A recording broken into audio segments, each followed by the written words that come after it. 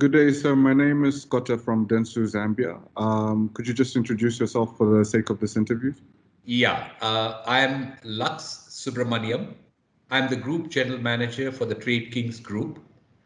I'm basically located out of Lusaka myself. Thank you so much for making time. Let me first go into the first question. Trade Kings recently celebrated its Silver Jubilee. What are the five things you're most proud of achieving in the last 25 years? Well, if I were to put it, not getting very pompous about it, there are several of the golden milestones that we have, but I'll just take five of them and tell you what it is. First and the foremost thing is a robust customer confidence and trust created across the Zambian populace. That's number one. Number two is a strong brand equity value that's created not only in Zambia but across the region. Number three, if I were to look at it, I would say giving back to the community. It's now become a two-way traffic that it's we are not here to only make profits. That's the third thing that comes by. Fourth thing that I would like to talk of is we have diversified rapidly without digressing from our core values. Okay. And the fifth one, of course, we have witnessed an exponential growth in the last 5, 7 years. And these are the five golden milestones. But if I were to come in here and quickly tell you how my group CEO quotes on this, he always tells us that the group CEO is Mr. Iqbal Mohammed Patel, the founder shareholder. He always quotes and tells us that the past is a point of reference, not a place of residence. So these milestones that you saw were points of reference for the group. Thank you. Thank you. The Trade Kings growth story is an inspiring one for the local Zambian market. Looking into the future, why is this relevant for the rest of Africa? Well, if you look at the Trade Kings financial numbers, we have grown basically organically. When I say organically, we have reinvested all the profits that we make in the business back into the same business or new businesses. That's number one. Number two, if you look at the balance sheet, there's hardly any debt considering the scale of operations. We have grown from a grassroots level, standing tall, eye to eye, shoulder to shoulder, with the titans and the Goliaths of the MNC industry. Now, this in itself stands testimony to other grassroots companies and other enterprises that wish to grow into a large organization across Africa. This is doable provided there is a focused perseverance to achieve a clear cut vision.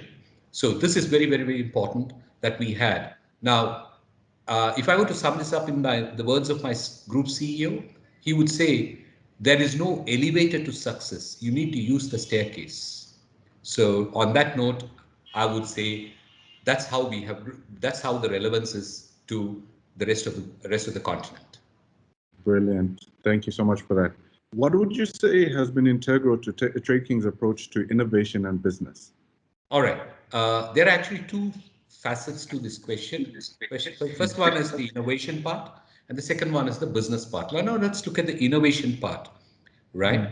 The uh, the innovation part actually stems out from the fact that all the products developed by the group evolves around the psyche of a common man's needs and necessities, right? So that's how there's been a grand explosion of our products in this market and in the region, right? If this is the basic building block or a cornerstone for innovation, to understand the desires of a common man, what his needs are. That's how the innovation comes into being for us. Okay. Next thing that I would like to talk of is the business part of it. If you look at the business part of it, I would sum it up into three simple, we call it the 3A principle that we follow. First A is affordable, second A is accessible, third A is available. I mean, available, accessible, and affordable. These are the 3 A's that you got. Now, I'll just quickly reiterate when I say it's available. Yes, our products are available 365 days in a year. Affordable, we've got a large product range catering to the different segments of the society, right? Accessible. these products are not only accessible in supermarkets and malls, but it trickles down all the way to kiosks set up on the roads. So this is how our business model has thrived. Thank you. Think that makes a lot of sense. A common belief is that quality comes from international sources. The Trade King's brand and story has largely debunked that myth. Why do you think the business has had such success over the years? Oh wow, that's quite a long question, huh? Okay, Yeah. let me answer you in very simple words. I'm not trying to be presumptuous, neither am I being pompous about my reply, right? Many products, imported products that come into this country are far below the Trade King's standards. Trade King's standards operate on international standards of quality, right? The northward trajectory of success is on account of, I would sum it up into three basic headers.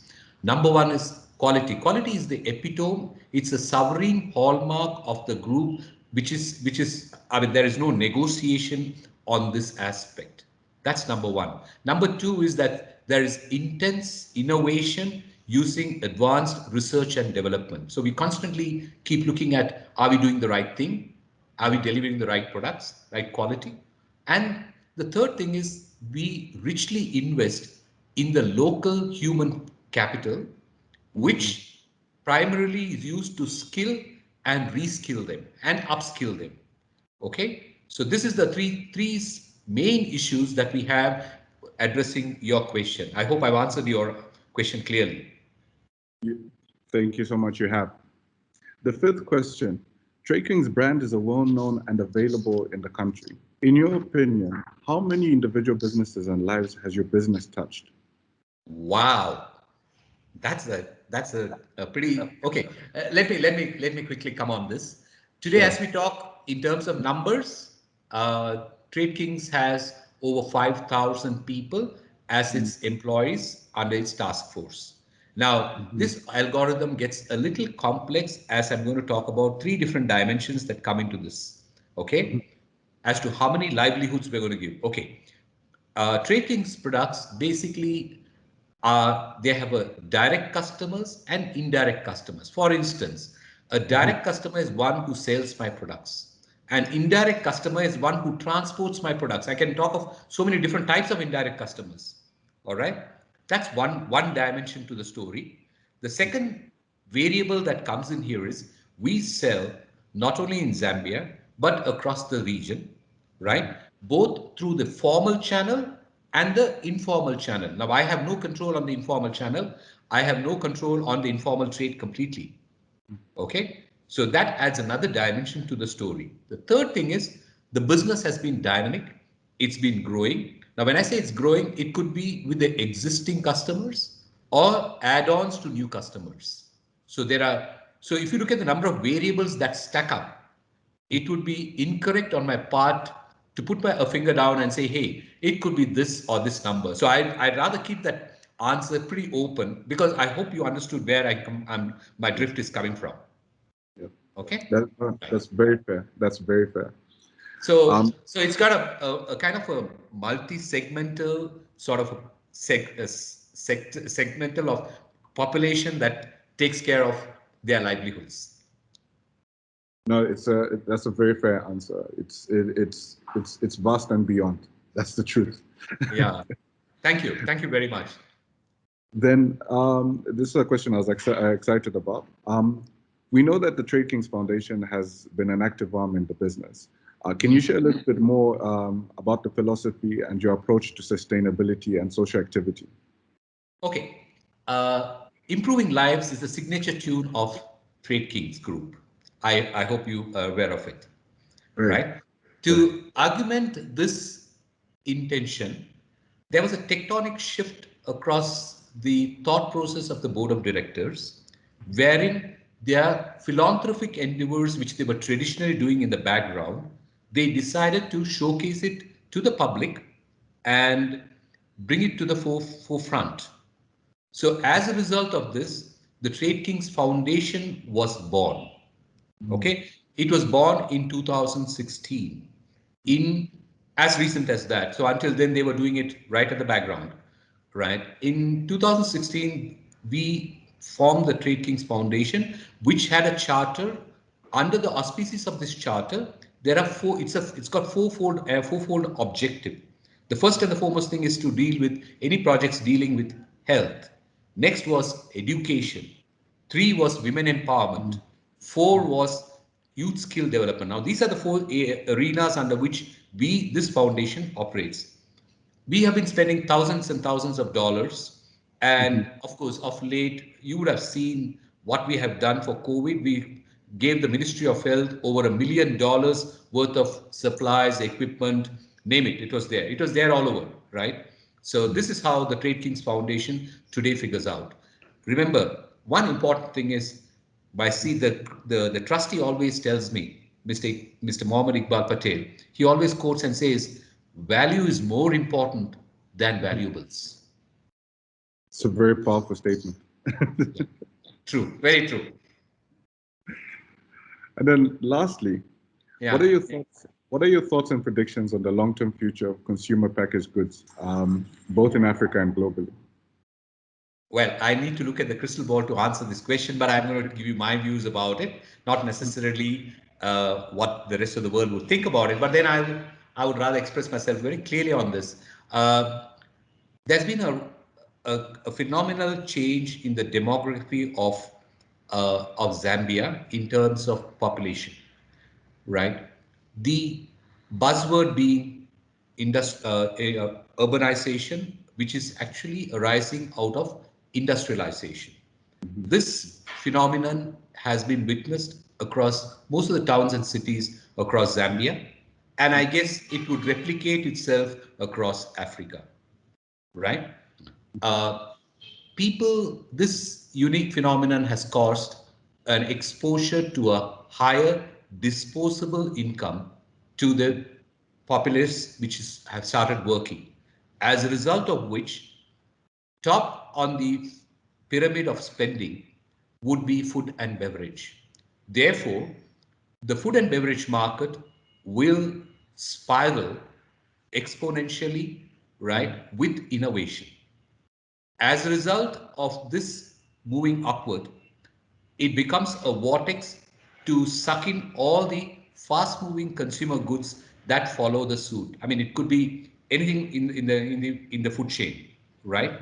So this is going to happen very soon, and this is happening in Zambia at the moment, and I think it's pan Africa as well. Now, if I were to talk about what would it look like globally, I'm now making a specific reference to developed nations, okay? Because when you say globally, the rest of the world also would follow suit on your fast-moving consumer goods. But for people who are on the developed nation side, they would be looking at biodegradable materials coming into play to reduce the impact of carbon footprint on the earth. This is what is going to happen on your FMCG goods as well. These are my views that I wish to express. Thank you. Thank you so much for that perspective. And thank you so much for taking the time to answer these very valuable questions and giving us that insight on everything.